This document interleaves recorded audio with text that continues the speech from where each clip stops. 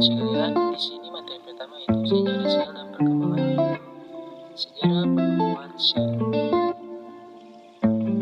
Yang pertama itu Robert Hooke pada tahun 1965 menemukan adanya ruang kosong yang dibatasi dengan ketebalan muatan.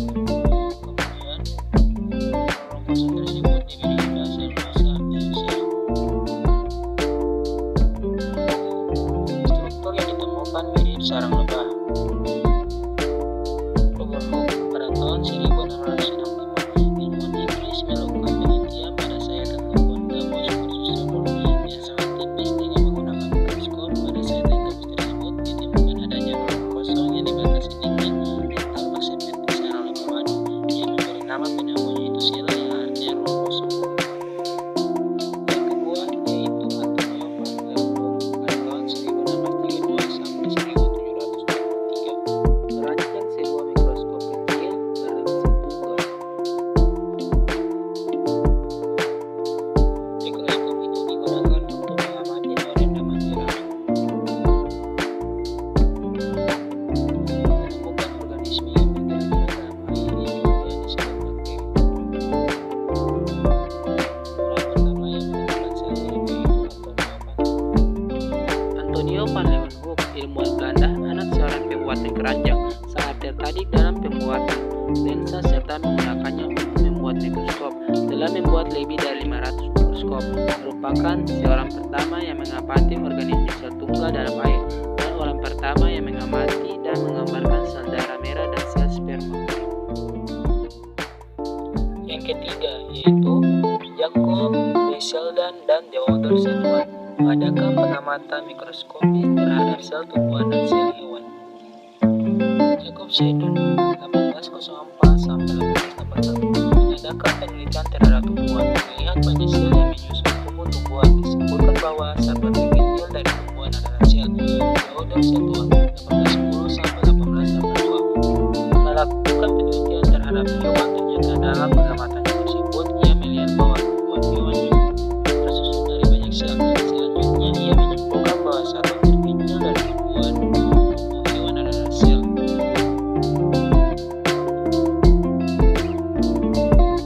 Tiap makhluk hidup terdiri dari sel.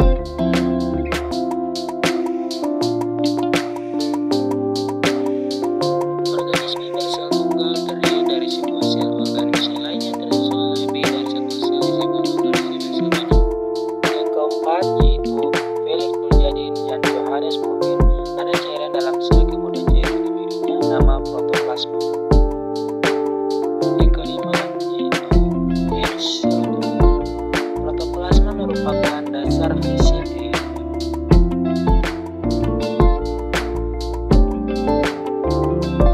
Protoplasma juga merupakan bagian penting sel sebagai tempat berlangsungnya reaksi-reaksi kimia kehidupan.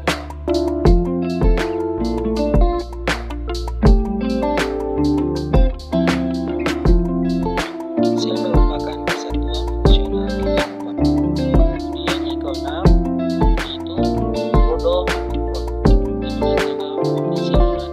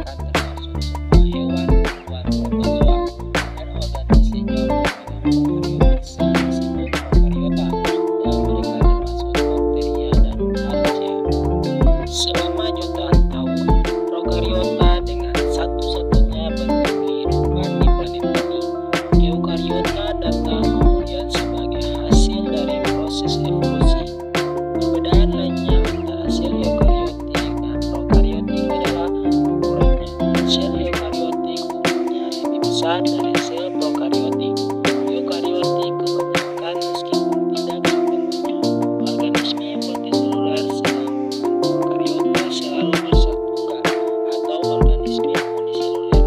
Contoh eukariota uniseluler termasuk amoeba, paramecium, dan brachiostruktur. DNA pada sel eukariotik berbeda dengan pada sel prokariotik. Dalam inti sel eukariotik, bentuk DNA terikat erat dan terorganisir. Kromosom sel prokariotik hanya berisi satu rod dengan kromosom stabil yang disimpan dalam nukleus. Bukanlah struktur terdapat area di mana DNA ditemukan. Kedua jenis mengandung ribosom, tetapi dalam sel eukariotik mereka lebih besar dan lebih kompleks dan terikat oleh membran yang paling eukariota dan berkembang secara seksual. Keturunannya memiliki material genetik yang merupakan kombinasi dari orang tua genom. Prokariota namun berproduksi secara aseksual. Keturunan mereka adalah klon dari sel induk yang muncul melalui pemilihan linear.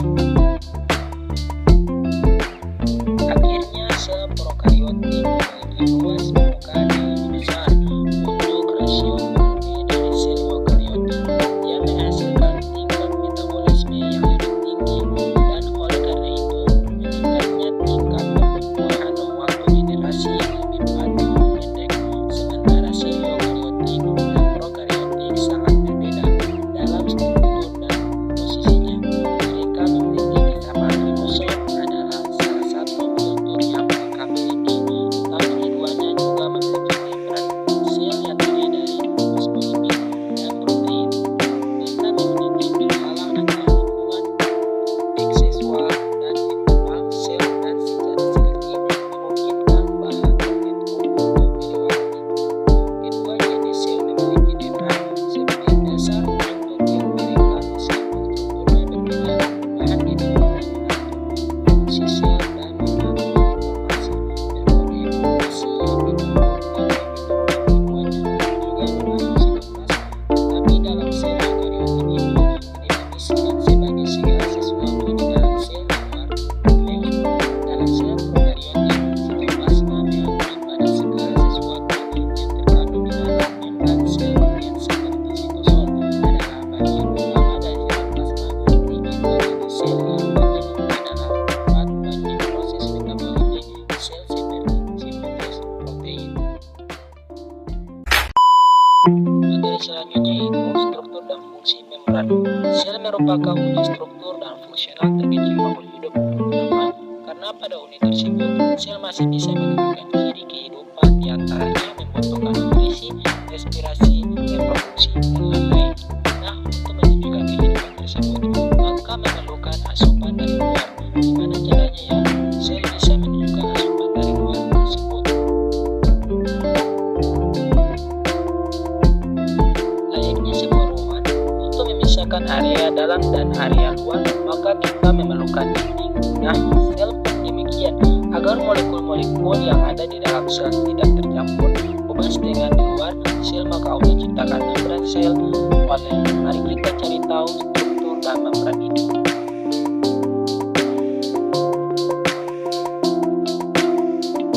Struktur membran sel dikenal dengan sebutan fluid mosaik mandel atau mandel mosaik cair.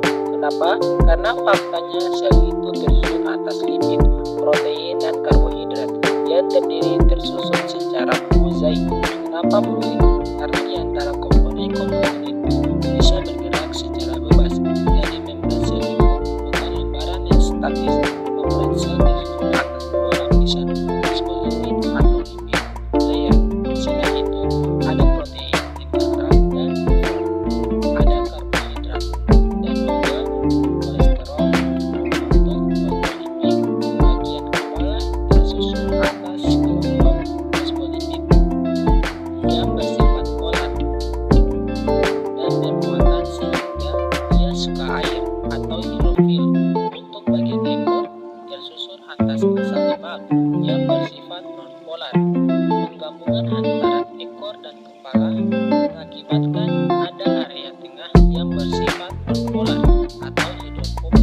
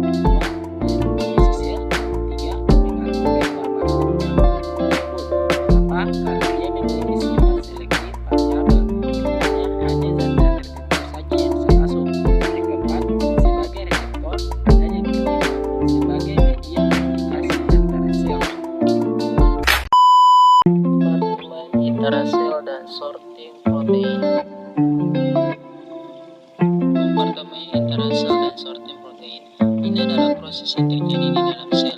Murni di dalam sel protein berpindah molekul antar organel melalui membran.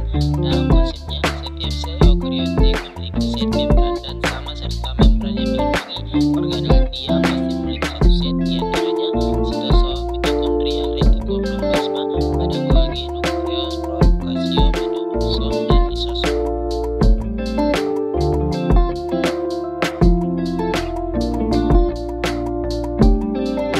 Konsep yang dipelajari, yang pertama, transkripsi atau berpindah protein dari sitosol ke organel sel melalui membran. Yang kedua, proses terbentuknya protein dan karbohidrat membran. Yang ketiga, proses terbentuknya lipid membran. Protein yang dikodik genom inti disintetis dalam sitosol. Yang pertama, dioksilasi sesuai kegunaan dan fungsinya dengan cara sorting signal pada protein tersebut. Sorting signal dapat dilakukan dengan tiga cara. Yang pertama, gate transport.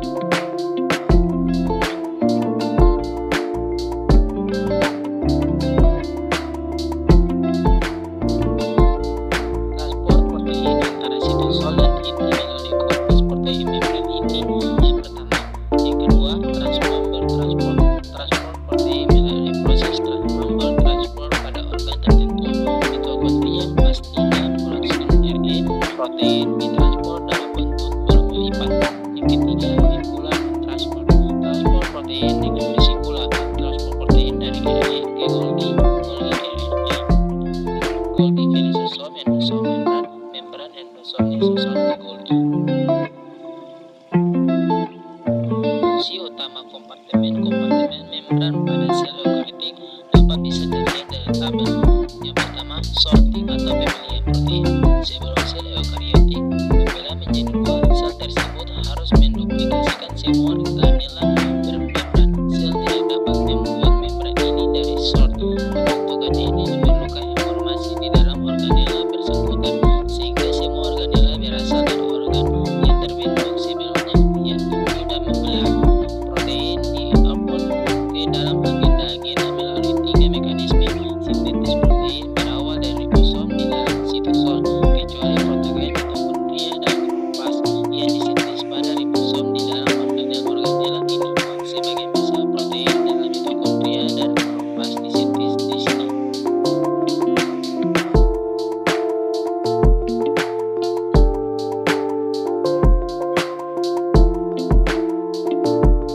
Protein bergerak dari sitosol ke dalam nukleus akan ditransfer melalui porus nukleus yang membran luar dan dalamnya augmentasi. Porus ini berfungsi sebagai gerbang seleksi yang secara aktif mengukur spesifik, tetapi juga memperbolehkan proses difusi molekul lebih kecil. Protein dari sitosol bergerak ke RNA, mitokondria, kloroplas atau kromosom melewati membran organela dengan perantara protein translator yang terletak pada membran.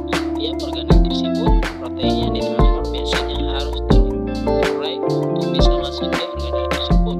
Protein dari sitosol bergerak ke mitokondria, kloroplas atau prokasium melewati membran organel dengan perantara protein translator yang terletak pada membran tiap organel tersebut. Protein yang ditransfer biasanya harus diurai untuk bisa masuk ke organisme tersebut.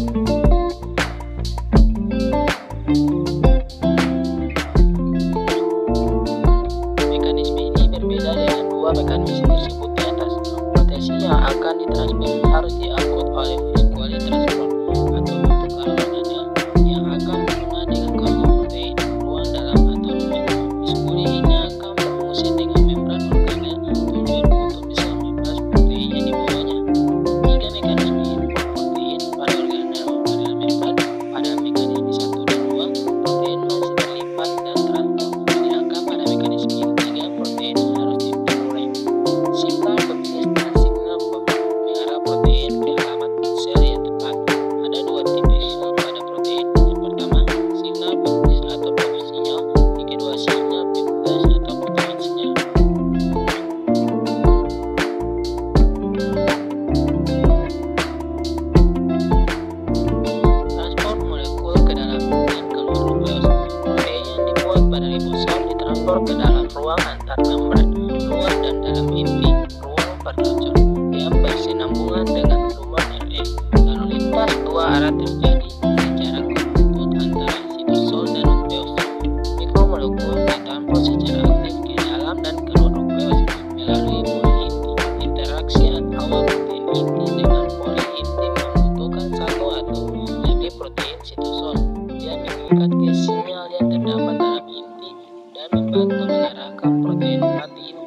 protein inti kemudian bergerak ke pusat pori untuk transport aktif melintas sel hubung inti dengan proses yang membutuhkan hidrolisasi ATP. Skema mekanisme transport aktif melalui pori inti, protein dan struktur terlibat dalam proses transport aktif. Sejumlah protein sitosol dibutuhkan untuk mengikat protein inti untuk menjadi kompleks. Protein tersebut proses yang mengandung gula sederhana. Pengaturan transport antara inti dan sitosol. Aktivitas beberapa protein regulator gen dikendalikan oleh sinyal di luar inti sampai dia dibutuhkan di sana. Sinyal yang terdapat dalam inti dapat tidak aktif melalui fosforilasi. Bila sel menerima alfa yang cocok, protein ditransfer ke dalam inti. Pengaturan transport antara inti dan sitosol. Aktivitas beberapa protein regulator gen dikendalikan oleh sinyal di luar inti sampai dia dibutuhkan di sana. Sinyal yang terdapat dalam inti dapat dan tidak aktif terlalu fosforilasi. Bila sel menerima rangsangan yang cocok, protein ditransfer ke dalam inti.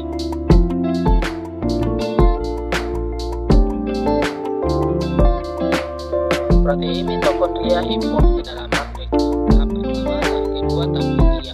Transport protein ke membran mitokondria sebelah dan luar intramembran membutuhkan dua signal.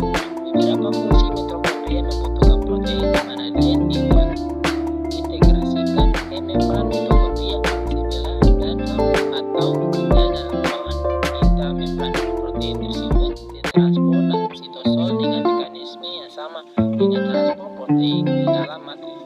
Protein muskulatur pertama ditransfer ke dalam matriks. Sekuan asam amino yang amat hidrofobik ditempatkan setelah amin terminal dari semua yang menginisiasi import retikulum endoplasma. Retikulum endoplasma radial sangat luas, jaringan membran yang menggunakan lebih dari separuh sel apototal pada banyak sel eukariotik.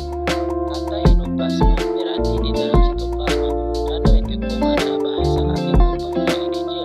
RE terdiri dari jaringan kecil, mulus membran dan kantung yang disebut signae dari signae Latin waduk untuk cairan. Dalam materi ini ada dua materi. Yang pertama, siklus sel. Dalam video kali ini kita akan membahas mengenai siklus sel. Apa yang dimaksud dengan siklus sel?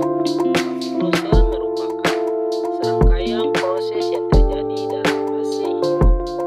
Sel di dalam siklus sel ini terdapat dua fase, yang mana fase intrafase dan fase hipofise atau pembelahan. Intrafase sendiri merupakan persiapan pembelahan, bukan fase istirahat.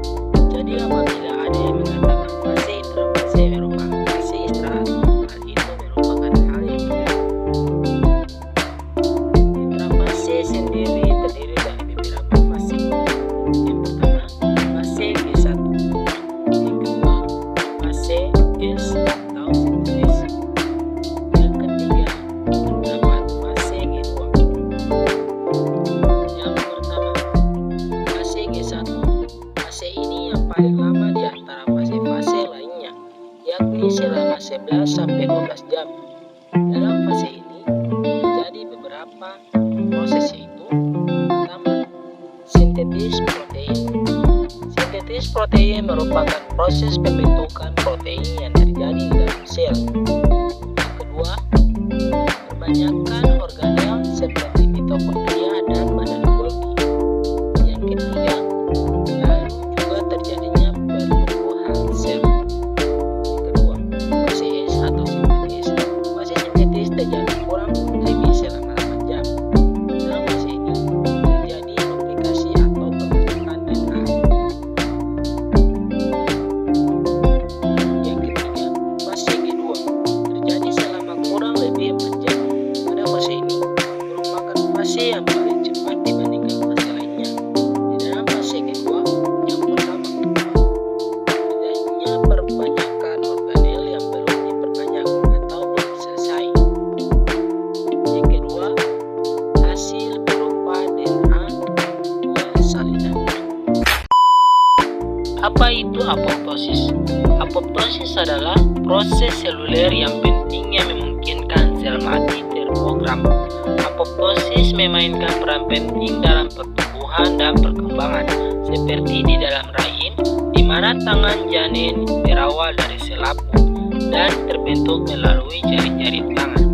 Kematian sel-sel yang terprogram di sela-sela selaput. Apoptosis juga memainkan peran penting dalam menghilangkan sel yang rusak. Misalnya, apoptosis patologis dapat diinduksi jika DNA seluler rusak dan tidak dapat diperbaiki. Pada apoptosis, sel dipecah dari dalam oleh protein yang disebut caspase. Agar apoptosis terjadi, caspase ini pertama-tama harus diaktifkan. Aktivitas caspase dapat terjadi melalui dua jalur, berbeda disebut ekstrinsik dan jalur intrinsik. Jalur pertama disebut jalur ekstrinsik karena sinyal ini berasal dari luar sel. Jalur ini sering diinisiasi oleh sel lain, biasanya oleh subset dari T-limfosit.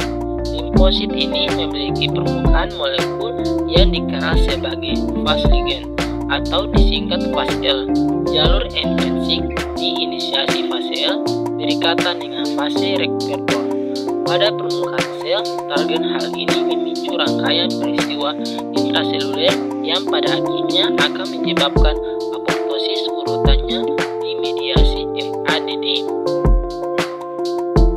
Pada langkah terakhir, jalur intrinsik caspase mengaktifkan satu sama lain. Proses penguatan diri disebut caspase-caspase. Apoptosis kemudian diinisiasi spek aktif melalui pemecahan bahan seluler. Caspase-caspase sepertiga sebagai transakhir yang sama untuk jalur apoptosis sp2 yang disebut jalur intrinsik. Seperti namanya, jalur intrinsik diinisiasi oleh sinyal dari dalam sel. Jalur intrinsik ini diatur dengan menjaga keseimbangan antara dua set protein dalam mental mitokondria. Protein anti-apoptotik seperti BCL2 dan BCLX, dan protein pro-apoptosis seperti BAX dan BAP. Dalam sel sehat, anti-apoptosis meningkat proptosis sehingga menghalangi tindakan mereka. Tetapi jika sel rusak atau jika berhenti menerima sinyal kelangsungan hidup, BCL2 dan BCLX diblokir secara bergantian. BAX dan BAP kemudian bebas untuk melubangi serangkaian saluran di mitokondria yang memungkinkan zat mitokondria seperti sitokom C bocor ke sitoplasma. Sitokom C yang bocor mengikat protein AFOR1 untuk membuat senyawa yang kemudian mengaktifkan gas bakteri. Apoptosis memainkan peran kunci dalam pertumbuhan, pengawasan kekebalan, dan perkembangan neoplasit. Dalam senyawa proses ini mungkin ada kelainan apoptosis yang terlalu banyak atau yang terlalu sedikit. Misalnya, sel kanker bertahan hidup dan berinteraksi karena mampu memblokir apoptosis, memahami fungsi jalur intrinsik dan intrinsik, serta caspase-caspase memungkinkan merancang kesehatan lebih baik berdasarkan regulasi apoptosis.